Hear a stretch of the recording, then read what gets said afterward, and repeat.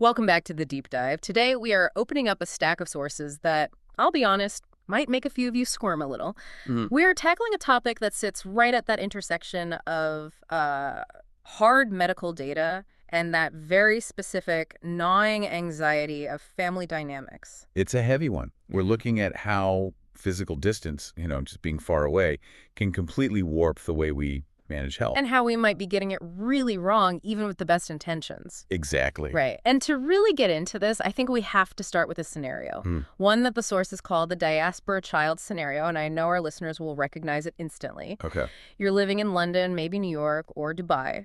Your parents are back home, thousands of miles away. You're worried about them, and your entire peace of mind for the week relies on one thing. The WhatsApp voice note. It is the lifeline. You're waiting for it. And finally, bing, it comes through, a sibling, a caregiver, and the message says, Mom went to the pharmacy. Her BP is okay. It's 132/86. And in that moment, what happens? You exhale. You physically let out a breath you didn't even know you were holding.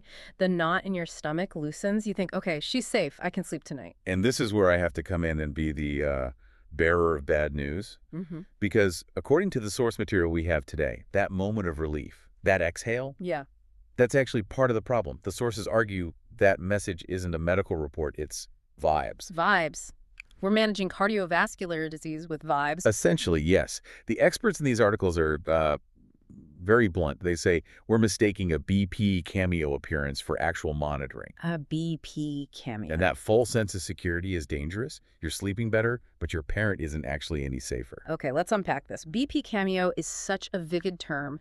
It implies a performance. Why isn't that 132/86 reading trustworthy? It's a machine, right? Numbers don't lie. The numbers don't lie, but the context does. The source material paints a really chaotic picture of this whole pharmacy check. Yeah. It's not a controlled clinical environment. Right. Just think about the journey to get that number.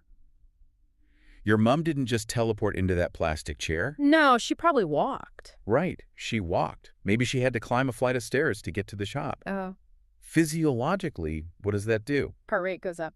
It drives up cardiac output. Yeah. Her heart is pumping harder, so your baseline is already gone before she even sits down. Right. But she sits down eventually. Eventually. But what happened on the way? The sources get really specific here. Maybe she got into a little argument with a combi driver or navigated heavy traffic. Stress. Now you've got cortisol, adrenaline spiking. Your sympathetic nervous system is clamping down on the blood vessels, that whole fight or flight thing. Okay, that makes sense. And then there are the smaller things. Did she have a strong cup of tea while waiting? Caffeine's a vasoconstrictor. It tightens the pipes, spikes the pressure. And what about, I remember reading something about holding your bladder. Hugely important.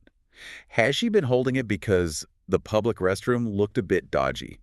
The data shows a full bladder can add 10 to 15 points to a blood pressure reading. 15 points. That's the difference between healthy and hypertensive. Easily. Hmm. So she finally sits down, breathless from the stairs, annoyed at the driver, bladder full, caffeine in her system, and a machine spits out a number. A number that reflects that moment. That specific moment of chaos. It tells you nothing about the pressure her arteries are under while she's sleeping or just watching TV. It's a snapshot of stress. Not a snapshot of health. Precisely. And then what happens to that reading? It gets scribbles on a little scrap of paper. Oh, that paper is doomed. It's lost between the couch cushions or left in a pocket. It evaporates. The record vanishes. The trend is unknown. That is not monitoring. It is a cameo. But I have to play devil's advocate. Even if it is a cameo, if the number comes back as 132/86, surely that's still good news, right? I mean, it's not 200/100. And that is the most dangerous assumption. This brings us to a core concept from the research that I think is a huge aha moment. The source says, blood pressure is not a pregnancy test. Okay, I love that analogy. Break it down for me. A pregnancy test is binary. You are or you aren't is a switch. We treat blood pressure the same way. Is it high? No. Okay, I'm good. Right. But blood pressure is a hemodynamic variable. It's a moving target. It fluctuates wildly through the day based on, circadian rhythms, salt intake, hydration, pain, medication timing. So a normal reading might just mean we got lucky with the timing. You might be catching the trough, the lowest point of the day. Mm. The source describes a phenomenon called masked hypertension.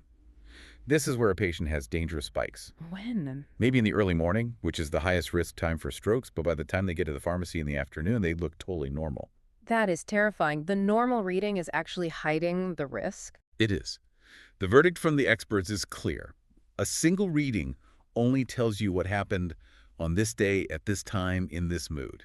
It tells you nothing about control. And we're making decisions based on it, finding comfort in it. We're flying blind. So if that single number is useless, what are we supposed to be looking for? If I'm that diaspora child, what are the actual metrics that matter? Well, clinicians aren't looking for one good number. They're looking for patterns. The source material highlights two critical metrics, the height and the swing. Okay, let's start with the height. That sounds straightforward. How high the pressure is. It's the baseline elevation. What's the average pressure on the vessel walls over time? And there's a rule mentioned here that I think everyone needs to memorize. It's called the 20-10 rule. The 20-10 rule. Okay, what is it? It's a risk multiplier. For every sustained increase of 20 millimeters of mercury systolic, that's the top number, or 10 millimeters diastolic, the bottom number, your cardiovascular risk doesn't just go up a little bit. It what? It roughly doubles. Wait, doubles just for a 20-point increase? Roughly doubles. And this is why it's so important. We tend to think, oh, it's just a little high today. It's 140 instead of 120. No big deal. Right, I'll fix it next week. But your arteries don't care.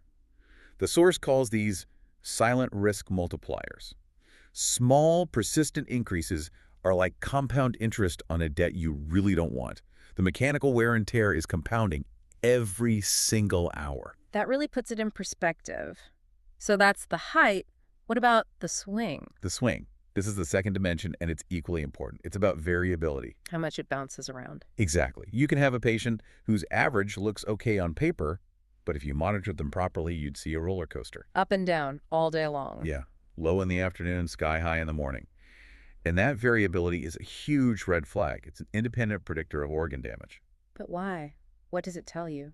For us, managing this from afar, the swing tells a story about behavior. What kind of story? A story of instability. It often reveals inconsistent medication use. Maybe they skip doses on weekends.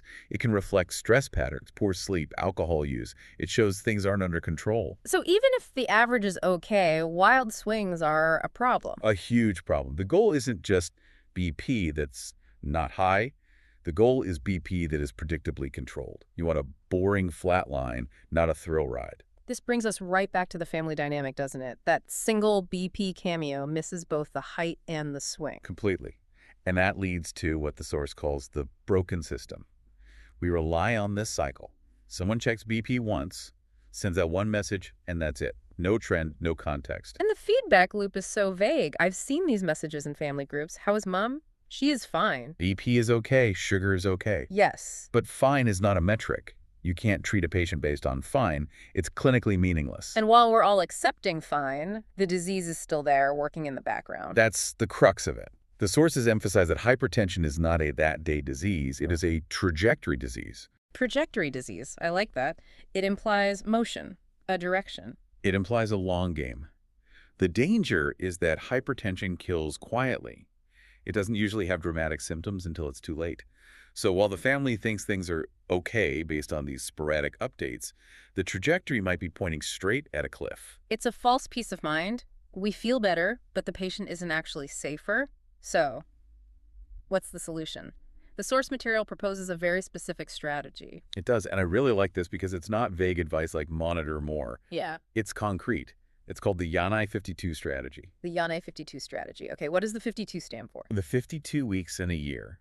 The strategy calls for at least 52 blood pressure measurements per year, roughly once a week. Once a week. You know, that doesn't sound overwhelming. I think people hear monitoring and they imagine being strapped to a machine 24/7. Exactly. And that fear causes people to do nothing. But for most stable patients, you just need consistency. 52 data points over a year give your clinician something incredibly powerful. It gives you the full movie instead of the single snapshot. It gives you a trend line. It shows you the swing. And crucially, it offers an early warning of drift. That's when BP starts creeping up slowly over months. Maybe the kidneys are aging, arteries stiffening. It goes from 130 to 132 to 135. Each reading looks okay-ish. But when you plot 52 points, you see the slope. You can catch it before it hits the danger zone. And I imagine it also shows if lifestyle changes are actually working. Absolutely. Yeah. Let's say you put your dad on a low-salt diet with Yanai 52. You can look at the chart after 10 weeks and say, look, Dad, the line is going down. It's working. You can't do that with a random check. This completely shifts the conversation. We go from mom is okay to something else. The conversation transforms. Instead of mom is okay, the update becomes mom's average is a 135, which is improving. Her variability is stable, but we noticed her Tuesday mornings are consistently high, so we should ask the doctor about moving her pill to the evening. That is, wow, that's a completely different language. That's a care team. That is clinical control. It's moving from guesswork to management. Now, does everyone need exactly 52? There's nuance. The source clarifies that monitoring intensity should match the risk. If someone is high risk, just started a new medication, or they have diabetes, once a week is not enough. They need more data up front. They need a loading dose of data, maybe daily checks for 2 weeks. But for stable patients, they can do less. The key is that nobody should measure whenever we remember. Because whenever we remember is usually when we feel sick. Exactly. And with hypertension, waiting for symptoms is waiting too long. This really empowers the family, too. It gives the diaspora child a role that's actually helpful instead of just being a passive recipient of vibes. It changes the dynamic from anxiety management to health management. You're not just managing your own fear, you're managing the illness. So practically, for the listener hearing this, how do they do it? You have to own the infrastructure. The source suggests buying a reliable digital upper arm cuff. Not the wrist ones. They're notoriously inaccurate. Send it home. And the logging. The scrap of paper is the enemy. The scrap of paper is the enemy. A logbook, a spreadsheet, an app. If the data isn't recorded, it didn't happen. The source has a punchline. I think sums this all up. Wait, is it? If your BP data can fit in one WhatsApp message, it's probably not monitoring. That's the takeaway right there. Real monitoring doesn't fit in a text bubble. It's a log, a chart, a history. And honestly, we treat our bank accounts with more scrutiny than our parents' blood pressure. We accept it's fine. That's a painful truth. We optimize so many parts of our lives with data, but when it comes to the health of the people we love most, we revert to, I don't know, superstition. And we cross our fingers and hope the cameo is accurate. So as we wrap up this deep dive, I want to leave you with a final thought. We've talked about the diaspora problem, the guilt, the anxiety. But ultimately, this is about results. Hypertension doesn't need one good day. It needs a good year. 52 weeks of stability. That is what protects the brain and the heart.